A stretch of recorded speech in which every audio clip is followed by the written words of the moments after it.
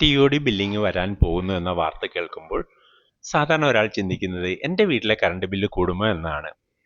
എങ്ങനെ അറിയാം? നിങ്ങളുടെ വീട്ടിലെ ഏതെങ്കിലും ഒരു പഴയ കറണ്ട് ബില്ല് എടുക്കുക. ഏപ്രിൽ മെയ് മാസങ്ങളിലാണെങ്കിൽ കൂടുതൽ നന്നായിരിക്കും. ആ മാസങ്ങളിലാണ് കൂടുതൽ കറണ്ട് ഉപയോഗിക്കുന്നത്. ഇവിടെ കറണ്ട് ബില്ലിൽ കാണിച്ചിരിക്കുന്ന പോലെ തന്നെ കഴിഞ്ഞ 2 മാസത്തെ യൂണിറ്റ് എത്ര എന്ന് കണ്ടെത്തുക. ഈ ബില്ലിൽ കൊടുത്തിരിക്കുന്നത് 786 യൂണിറ്റ് ആണ്.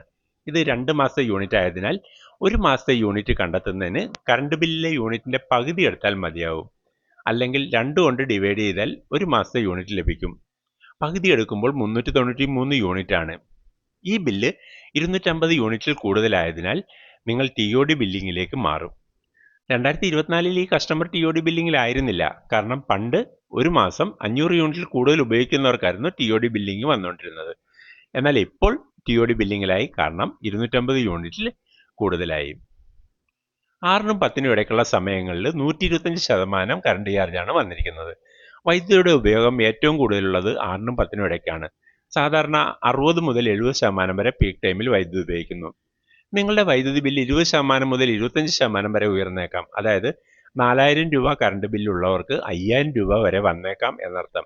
ഇത് ഓരോരുത്തരുടെയും ഉപയോഗത്തിനനുസരിച്ച് വ്യത്യാസം വന്നേക്കാം. TOD ബില്ല് എങ്ങനെ ഒഴിവാക്കാം എന്ന് നോക്കാം. അല്ലെങ്കിൽ ഒരു മാസം 250 യൂണിറ്റ് താഴെ എങ്ങനെ കൊണ്ടുവരാം എന്നുള്ളത് നോക്കാം. ഒന്നാമത്തത് 250 യൂണിറ്റിനും 280 യൂണിറ്റിനും ഇടയ്ക്കുള്ളത്. രണ്ടാമത് ഒരു മാസം 280 യൂണിറ്റിനും 310 യൂണിറ്റിനും ഇടയ്ക്ക് ഉപയോഗിക്കുന്നവർ. മൂന്നാമത്തത് 310 യൂണിറ്റിനും 400 യൂണിറ്റിനും ഇടയ്ക്ക് യൂണിറ്റ് ഉപയോഗിക്കുന്നവർക്ക്. ഒരു മാസം 250 യൂണിറ്റിന് താഴെ കൊണ്ടുവന്ന് TOD ബില്ല് എങ്ങനെ ഒഴിവാക്കാമെന്നുള്ളതാണ് നോക്കാൻ കഴിയുന്നത്.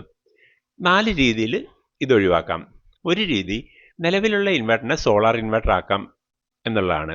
രണ്ടാമത് ഓൺ ഗ്രിഡ് സോളാറിനെ ഹൈബ്രിഡ് സോളാറിലേക്ക് മാറ്റാം.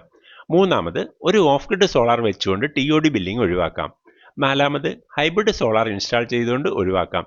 ഇതെല്ലാം ചെയ്യുന്നത് ഒരു മാസം 250 യൂണിറ്റ് മുകളിലുള്ളവർക്ക് 250 യൂണിറ്റ് താഴെയാക്കി നിർത്തുക, അല്ലെങ്കിൽ പീക്ക് ടൈമിൽ ബാറ്ററിയിൽ നിന്നും വർക്ക് ചെയ്ത് പീക്ക് സമയത്ത് ഉപയോഗം ഒഴിവാക്കുക എന്ന രീതിയിലാണ്. ഒരു മാസം 250 യൂണിറ്റിനും 280 യൂണിറ്റിനും ഇടയ്ക്ക് ഉപയോഗം വരുന്നവർ നിലവിലുള്ള ഇൻവെർട്ടറിൽ 540 വാട്ട്സ് സോളാർ പാനൽ കണക്ട് ചെയ്തുകൊണ്ട് നിലവിലുള്ള ഇൻവെർട്ടറിനെ സോളാർ ഇൻവെർട്ടർ ആക്കിയാൽ മതിയാവും. നിലവിലുള്ള ഇൻവെർട്ടറിനെ സോളാർ ഇൻവെർട്ടർ ആക്കാൻ 2 രീതിയുണ്ട്. ഒന്ന് ചാർജ് കൺട്രോളർ കണക്ട് ചെയ്തുകൊണ്ടും മറ്റൊന്ന് ഒരു ഓഫ് ഗ്രിഡ് ഇൻവെർട്ടർ കണക്ട് ചെയ്തുകൊണ്ടും നിലവിലുള്ള ഇൻവെർട്ടറിനെ സോളാർ ഇൻവെർട്ടർ ആക്കാം. നിലവിലുള്ള ഇൻവെർട്ടറിനോടൊപ്പം 540 വാട്ട്സ് സോളാർ പാനൽ ഒരു ചാർജ് കൺട്രോളിനോടൊപ്പം കണക്ട് ചെയ്തുകൊണ്ട് ഇൻവെർട്ടറിനെ സോളാർ ഇൻവെർട്ടർ ആക്കാം. ശരാശരി 25,000 രൂപ വരുന്നു. ഈ സിസ്റ്റത്തിന് ചില മാസങ്ങളിൽ KSEBിൽ നിന്ന് ബാറ്ററി ചാർജ് ചെയ്യാനുള്ള സാധ്യതയുണ്ട്. ഒരു മാസത്തേക്ക് ശരാശരി 30-40 യൂണിറ്റ് വരെ ലഭിക്കുന്നു. രണ്ടാമത്തെ രീതിയിൽ നിലവിലുള്ള ഇൻവെർട്ടർ മാറ്റിക്കൊണ്ട് പകരം ഒരു സോളാർ ഇൻവെർട്ടർ സ്ഥാപിക്കുക. 1 കിലോവാട്ട് ഓഫ് ഗ്രിഡ് സോളാർ ഇൻവെർട്ടറൊക്കെ മാർക്കറ്റിൽ ലഭ്യമാണ്. അതിനോട് 540 വാട്ട് സോളാർ പാനൽ കണക്ട് ചെയ്യുക. ഈ സിസ്റ്റത്തിൽ KSEBിൽ നിന്ന് ബാറ്ററി ചാർജ് ചെയ്യില്ല. ഓട്ടോമാറ്റിക് ഷിഫ്റ്റിംഗ് ഉള്ളതിനാൽ ചാർജ് കൺട്രോളർ കണക്ട് ചെയ്യുന്നതിനേക്കാൾ കൂടുതൽ എഫിഷ്യൻസിൽ ഇതിന് ലഭിക്കും. ഇതിന് ശരാശരി 35,000 രൂപ വില വരുന്നു. ഒരു മാസത്തേക്ക് ശരാശരി 30 മുതൽ 50 യൂണിറ്റ് വരെ ലഭിക്കുന്നു. ഒരു മാസം 250 യൂണിറ്റിനും 310 യൂണിറ്റിനും ഇടയിലുള്ളവർ 1 കിലോവാട്ട് സോളാർ പാനൽ ഇൻവെർട്ടറിൽ സ്ഥാപിക്കുക. ഇതോടൊപ്പം നിങ്ങളുടെ ബാറ്ററി ബാക്കപ്പും കൂട്ടേണ്ടതുണ്ട്. നിങ്ങളുടേത് പുതിയ ബാറ്ററി ആണെങ്കിൽ ഒരു ബാറ്ററി കൂടെ വാങ്ങി 2 ബാറ്ററി പ്രവർത്തിപ്പിക്കാം. പഴയ ബാറ്ററിയോടൊപ്പം പുതിയ ബാറ്ററി കൂട്ടിച്ചേർക്കാൻ കഴിയില്ല. അതുകൊണ്ട് ഒരു പക്ഷേ നിങ്ങൾക്ക് 2 പുതിയ ബാറ്ററികൾ വാങ്ങേണ്ടി വരും. 1 കിലോവാട്ടിൻ്റെ പാനൽ നിങ്ങൾ കണക്ട് ചെയ്യുകയാണെങ്കിൽ ഒരു ബാറ്ററിയിലാണ് ഉപയോഗിക്കുന്നതെങ്കിൽ ബാറ്ററിയുടെ സ്റ്റോറേജ് കുറവായതിനാൽ സോളാറിൽ നിന്ന് ഉൽപ്പാദിപ്പിക്കുന്ന വൈദ്യുതിയുടെ പകുതിയും പാഴായി പോകും. അതിനാൽ പാനലിൽ നിന്ന് ലഭിക്കുന്ന വൈദ്യുതിക്ക് അനുയോജ്യമായ രീതിയിലുള്ള ബാറ്ററി സോളാർ സ്ഥാപിക്കേണ്ടതുണ്ട്. 1 കിലോവാട്ട് ഓഫ് ഗ്രിഡ് സോളാർ സ്ഥാപിക്കുന്നതിന് 200 AHന്റെ 2 ബാറ്ററിയും 2 കിലോവാട്ട് ഓഫ് ഗ്രിഡ് ഇൻവെർട്ടറും 1 കിലോവാട്ട് സോളാർ പാനൽ ഉൾപ്പെടെ ശരാശരി 1,15 ലക്ഷം രൂപ വില വരുന്നു. ഒരു മാസത്തേക്ക് ശരാശരി 60 മുതൽ 90 യൂണിറ്റ് വരെ ലഭിക്കുന്നു.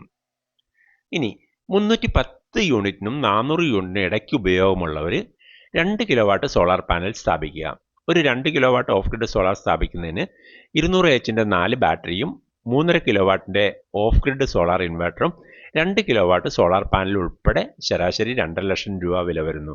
ഒരു മാസം 120 യൂണിറ്റ് മുതൽ 180 യൂണിറ്റ് വരെ ലഭിക്കുന്നു. ഇനി നിലവിൽ ഓൺ ഗ്രിഡ് ഉപയോഗിക്കുന്നവരാണെങ്കിൽ അത് ഹൈബ്രിഡിലേക്ക് മാറ്റാൻ കഴിയും. ഹൈബ്രിഡ് ഉപയോഗിക്കുമ്പോൾ TOD ബില്ലിംഗ് ഒഴിവാക്കാൻ നിങ്ങൾക്ക് കഴിയില്ലെങ്കിലും 6നും 10നും ഇടയ്ക്കുള്ള സമയങ്ങളിൽ ബാറ്ററിയിൽ നിന്ന് വർക്ക് ചെയ്യത്തക്ക രീതിയിൽ സെറ്റിംഗ്സ് ക്രമീകരിക്കാൻ കഴിയും. അങ്ങനെ പീക്ക് ടൈമിലുള്ള യൂണിറ്റ് കുറയ്ക്കുന്നതിലൂടെ കറണ്ട് ചാർജ് കുറയ്ക്കാം. ഇനി നിങ്ങൾക്കൊരു AC കറണ്ട് പോകുമ്പോൾ പ്രവർത്തിപ്പിക്കണമെങ്കിൽ 5 കിലോവാട്ട് ഹൈബ്രിഡ് ഇൻവെർട്ടർ സ്ഥാപിക്കുക. ശരാശരി 4 ലക്ഷം രൂപ മുതൽ 6 ലക്ഷം രൂപ വരെ വിലയ്ക്ക് ലഭ്യമാണ്. വോൾട്ടേജ് കുറഞ്ഞുകൊണ്ട് ഉപകരണങ്ങൾ കേടുവരുന്നത് ഒഴിവാക്കാനായിട്ടും ഈ ഹൈബ്രിഡ് സഹായിക്കും. ഇതിൽ 5 kilowatt lithium battery, lead acid ബാറ്ററിയോ ലിഥിയം ബാറ്ററിയോ നിങ്ങൾക്ക് ഉപയോഗിക്കാം. വരാനിരിക്കുന്ന നാളുകളിലെ വോൾട്ടേജ് കുറവുകൊണ്ട് നമ്മുടെ ഉപകരണങ്ങൾ കംപ്ലൈൻറ്റ് വന്നേക്കാം. ബാറ്ററി സോളാർ അത് പരിഹരിക്കുന്നു. അതുപോലെ തടസ്സമില്ലാത്ത വൈദ്യുതിയും നമുക്ക് ലഭിക്കുന്നു. പീക്ക് ടൈമിൽ ബാറ്ററിയിൽ നിന്ന് പ്രവർത്തിക്കുന്ന രീതിയിൽ നമുക്ക് ഹൈബ്രിഡ് ഇൻവെർട്ടറിൽ സെറ്റ് ചെയ്യാൻ സാധിക്കും. ഇനി വരുന്ന ഏപ്രിൽ മെയ് മാസങ്ങളിൽ വൈകുന്നേരം 6 മുതൽ 12 വരെയുള്ള സമയങ്ങളിൽ മിക്ക സ്ഥലങ്ങളിലും വോൾട്ടേജ് കുറവായിരിക്കും. അത് പരിഹരിക്കാനും ബാറ്ററി സോളാർ സഹായിക്കും. ഈ രീതിയിൽ TOD ബില്ലിംഗ് ഒഴിവാക്കാൻ നിങ്ങൾക്ക് കഴിയും. ബാറ്ററി സിസ്റ്റം എന്ന് കേൾക്കുമ്പോൾ തന്നെ പെട്ടെന്ന് നിങ്ങളുടെ മനസ്സിൽ വരുന്നത് എന്താണ്? വില കൂടുതലാണ്, കംപ്ലൈൻറ്റ് ഉണ്ടാകും എന്നായിരിക്കും.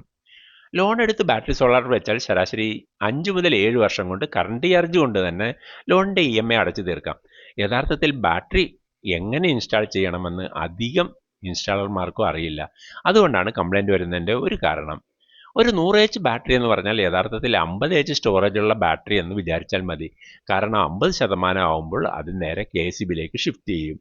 അതുപോലെ ഒരു 150 ബാറ്ററിക്ക് 180 വാട്ട്സ് കൂടുതൽ കൊടുക്കുകയാണെങ്കിൽ അത് കംപ്ലൈൻ്റ് ആകും.